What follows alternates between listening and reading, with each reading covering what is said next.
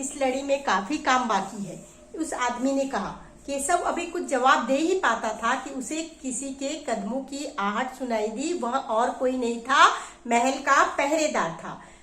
हुजूर माफ करें, और उसने आकर कहा, हुजूर माफ करें, मुझे आपके आने का पता ही नहीं चला। और उस पहरेदार ने कहा कि हुजूर माफ करें, मुझे आपके आने का पता ही नहीं चला। हाँफते हुए उसने कहा। फिर वह मुड़कर भौचक से खड़े केशव को घूरते हुए बोला। और फिर वह केशव को घूरते हुए बोला, बेवकूफ खड़ा हो, हुजूरे आला के सामने बैठने की जरूरत कैसे की तूने? झुककर सलाम करेंगे। और दौड़ते हुए पहरेदार आया और उसने झुककर केशव से कहा कि ये हुजूर आला को तू झुककर सलाम कर, बेवकूफ खड़ा हो, हुजूर आला के सामने बैठने की जरूरत कैसे की तूने? झुककर सलाम करेंगे। अब केशव का माथा ठनका। तब उसे लगा कि यह बादशाह है, तो वह क्या हुआ, चौंक गया। उसे कुछ कुछ समझ आ रहा था। बदमाशी में छेनी हाथ से छूटकर नीचे गिर गई और जल्दबाजी में उसके हाथ से छेनी छूटकर नीचे गिर गई और वह जल्दी से उठकर खड़ा हो गया। अरे कहीं ये बादशाह अकबर तो नहीं? और उसने सोचा, कहीं ये बादशाह अकबर तो नहीं? यह ख्याल आते ही उसने झुककर सलाम किया और खरगोश की कातर नजरों से अकबर को देखने लगा। और खरगोश की कातर नजरों से वह सहमे हुए डर के मारे वह अकबर की ओर देखने लगा। अकबर को पहरेदार की यह दखल अंदाजी भली नहीं लगी और राजा अकबर को पहरेदार की यह दखल अंदाजी, पहरेदार का यह बीच में आना उसे अच्छा नहीं लगा। क्यों अच्छा नहीं लगा? क्योंकि अकबर एक नेक राजा थे और वह समय समय पर प्रजा से मिलते रहते थे, इसीलिए, और उनका हालचाल पूछा करते थे, इसीलिए उससे इस पहरेदार का बीच में आना अच्छा नहीं लगा। उन्होंने खींचकर पहरेदार को वहां से जाने का इशारा करते हुए कहा। खींचकर अर्थात गुस्से से पहरेदार को वहां से जाने का इशारा करते हुए कहा, ठीक है सिपाही, कुछ देर के लिए हमें अकेला छोड़ दो। और उसने कहा कि हमें यहाँ कुछ देर के लिए अकेला छोड़ दो। पहरेदार तो चला गया, मगर केशव असमंजस में था, मतलब उसे समझ में नहीं आ रहा था कि क्या करे, क्योंकि उसके सामने कौन खड़ा था? बादशाह अकबर खड़े थे, इसीलिए वह उसे कुछ भी समझ में नहीं आ रहा था उसे क्या करना चाहिए। वापिस अपना नक्काशी का काम शुरू करे या बादशाह के हुक्म के इंतजार में खड़ा रहे। और वह इस सोच में रह गया कि मैं अपना काम शुरू करूं या मुझे ये बादशाह कहेंगे तब मैं अपना काम शुरू करूंगा।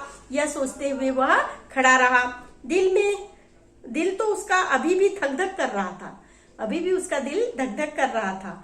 हाँ, पर अब वह डरा हुआ नहीं था, क्योंकि अकबर प्यार से उसे देखते हुए मुस्कुरा रहे थे। लेकिन अब वह डरा हुआ नहीं था, क्योंकि बादशाह अकबर प्यार से उसकी ओर देख रहे थे। तुम्हारा नाम क्या है?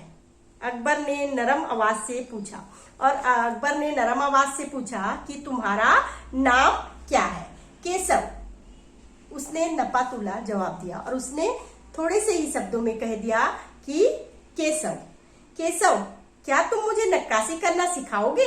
और बादशाह अकबर ने कहा केशव से कि केशव, क्या तुम मुझे नक्काशी करना सिखाओगे?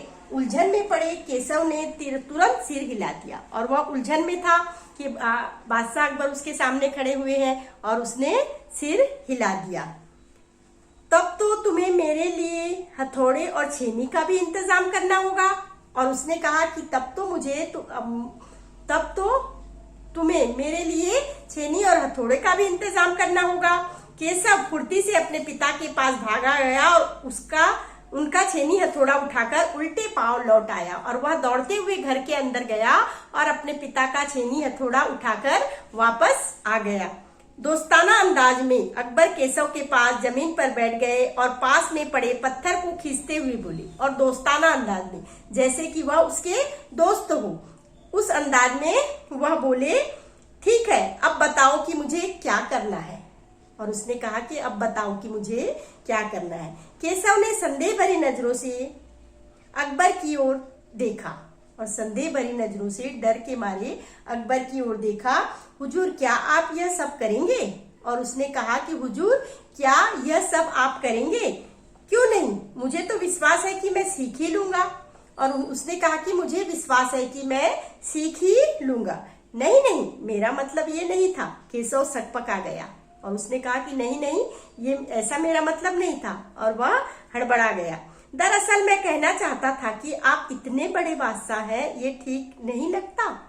उसने कहा कि आप इतने बड़े बादशाह हैं और आप मुझसे यह पत्थर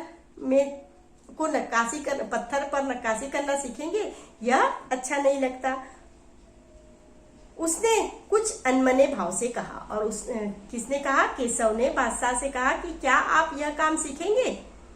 अकबर हंसकर बोले, अच्छा, लेकिन पिछले हफ्ते तो मैंने मिट्टी से भरी डलिया ढोने में किसी की मदद की थी, क्या यह काम उससे भी ज्यादा मुश्किल है?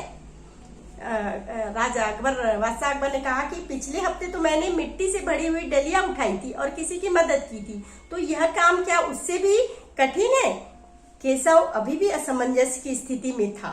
वह अकबर के पास बैठ गया और उन्हें छेनी पकड़ने का सही तरीका सिखाने लगा।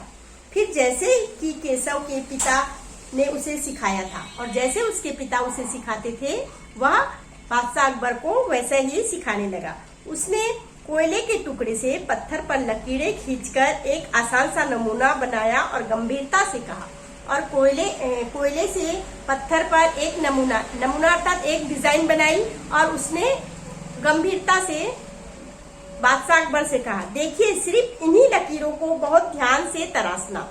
और उसने कहा कि इन्हीं लकीरों को आप बहुत ध्यान से तराशना, इन्हीं पर आप छेनी और हथौड़े से वार करोगे। जिस छेनी और हथौड़े से वार किस पर करोगे? इन लकीरों पर करोगे। अकबर ने पत्थर पर छेनी रखी और जोर से हथौड़े से वार किया। इससे कटाव ज्यादा गहरा हो गया और अकबर ने जोर से हथौड़ा मार दिया तो कटाव ज्यादा गहरा हो गया, लाइन के बाहर चला गया। अरे अरे, नहीं नहीं, केशव ने तुरंत गलती पकड़ी।